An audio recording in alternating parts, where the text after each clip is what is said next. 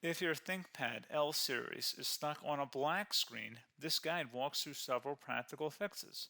We will focus on troubleshooting the problem, repairing Windows, and restoring the system whenever possible. A lot of errors pertain to this problem, and we're going to go ahead and jump into what should hopefully be a pretty straightforward process, guys. And we're going to go ahead and jump right into it.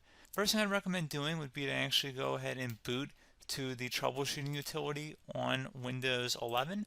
So if you do a hard power off 3 times in a row, Windows should automatically attempt to launch the startup repair utility. And if it doesn't find anything, it will give you the option to select advanced settings, in which case it will take you to a screen that looks like this. Now, if it does not take you to a screen that looks like this, or you're unable to get to that, you can also download the Windows 10 Media Creation Utility, or Windows 11. They probably will make a creation utility for Windows 11 at some point.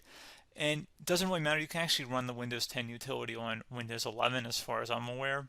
And you should be able to run the troubleshooting utilities built in within it. So you just would go ahead and download it to an ISO file and then burn it to a DVD or USB. It'd have to be about 4 gigabytes or more. It couldn't be a small USB flash drive, and it couldn't be a CD. It'd have to be a DVD. And then you'd boot your computer from it. So depending on the computer manufacturer, you'd have to tap a different key on your keyboard in order to launch that menu, in order to select what boot drive you want to go off of. So it could be anything between the escape key, F2, F8, F12, for example, and those are the function keys on the top of your keyboard. So you may have to just do a little bit of trial and error. Shouldn't take you more than a couple minutes. Googling it would probably be best before you even begin. But anyway, we're ready to go ahead and jump right into it. So we're on the choose an option page. So these will look very similar whether you're booting from it directly within Windows itself, or if you're plugged in a USB flash drive with the media creation utility installed and you selected the recovery option. So when you are setting up your Windows 11 installation or Windows 10, depending on the drive you're using, there should be an option to repair your computer in the bottom left corner of the dialog window, one of the first screens that comes up. You go ahead and select that, and then it would take you to a troubleshooting screen like you see here. And you want to go ahead and select troubleshoot, reset your PC, or see advanced options. And then there are going to be a whole bunch of options in here that we're going to explore in today's video. The first one, we're going to actually go underneath advanced options and then select startup repair, fix problems that keep Windows from loading. So go ahead and select that first.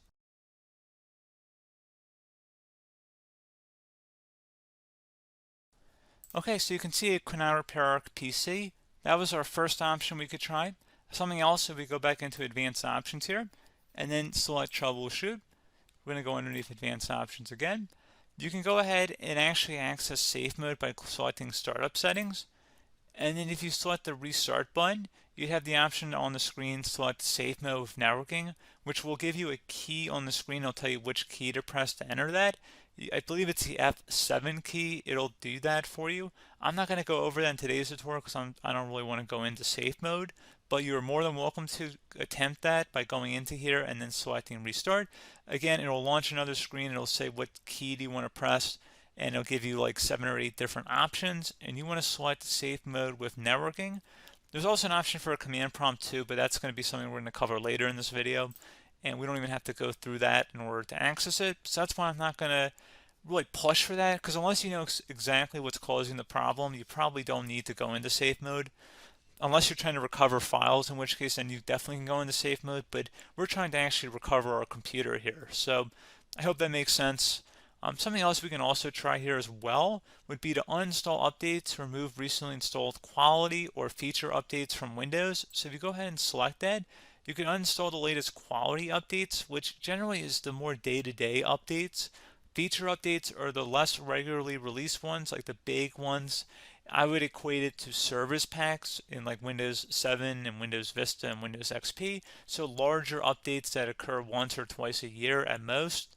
And the quality updates are more just a regular update. So probably obviously depend, it'll take longer if you're going to try and uninstall the latest feature update versus quality update. And maybe you don't need to go back that far. So just giving you guys a couple of pointers with that. Something else you can also look at here, and we're going to jump into the command prompt in a little bit, but you can select System Restore, which will use a restore point recorded on your PC to restore Windows. And this is something I would highly recommend here, guys. So select Next.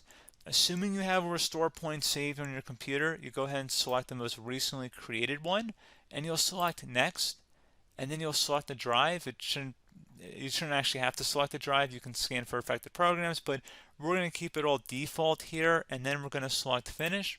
So once started, system restore cannot be interrupted. Do you want to continue?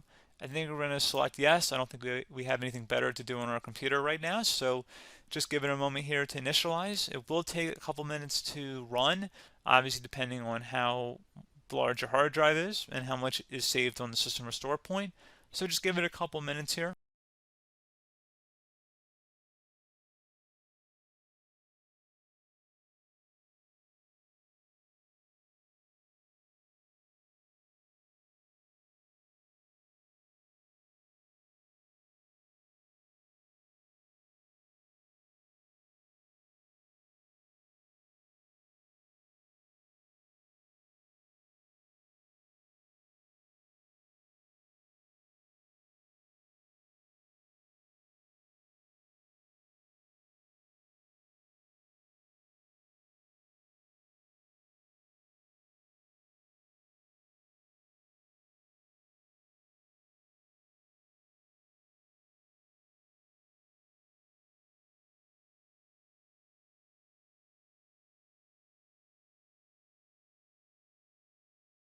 Okay, so you can see the system has been restored successfully.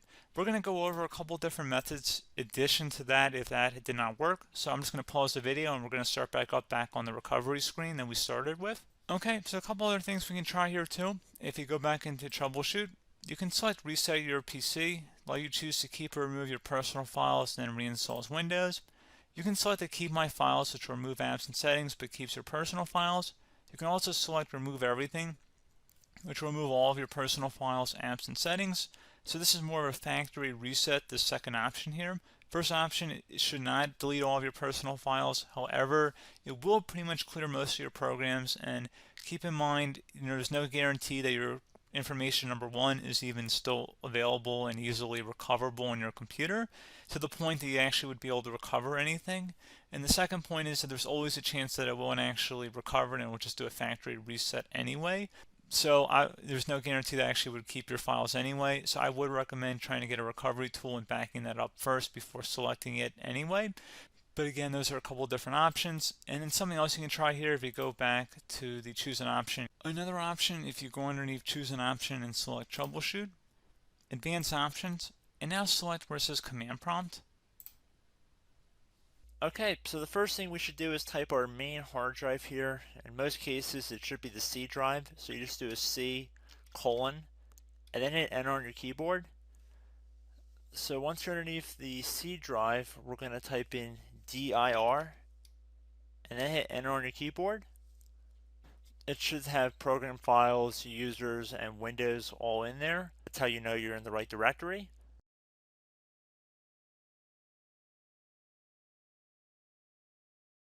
In some cases, it might be the D drive as well, so just keep that in mind.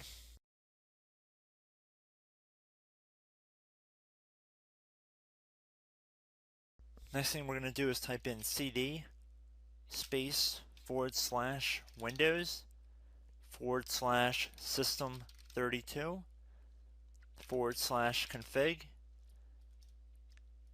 and then you're going to hit enter on your keyboard.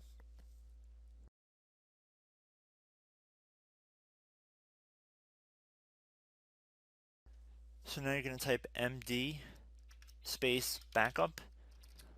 If you've seen other tutorials, it might also say to put down md backup. That's because the backup name is pretty common when you want to back something up. So you can name this whatever you want, doesn't have to be backup. So if you've already made a backup folder in the past, you could do backup 1, for example. So once you're done setting the name that you want the backup to be called, hit enter on your keyboard again.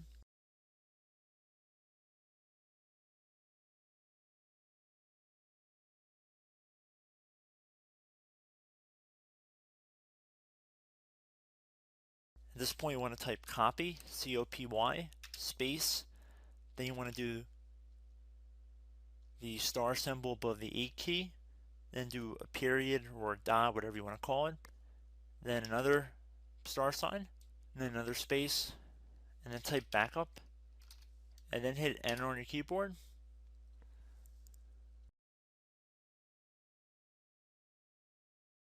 Now you want to type cd reg back, REG BACK, and then hit enter on your keyboard. So now that we are under the reg back, so now you want to type dir again, and then hit enter.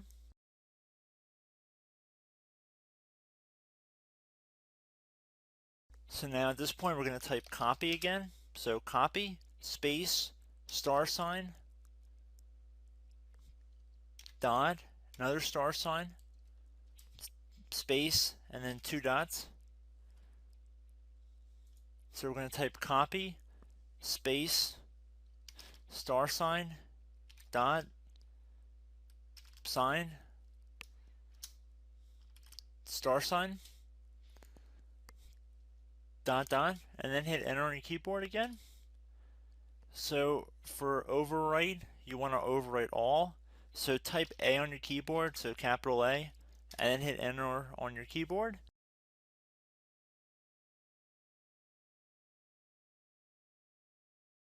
So at this point, you should be good to go. You can close out of the command prompt window, and if you accidentally continue to Windows 10, you should be all set. So I hope one of these 3 or 4 different methods we went through in this tutorial helped you guys out.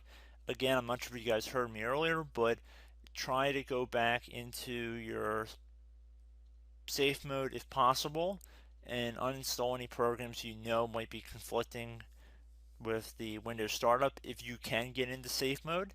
So just keep that in mind. Something very simple like that could be blocking up everything. So again, I hope this tutorial helped you guys out, and I will catch you in the next tutorial. Goodbye.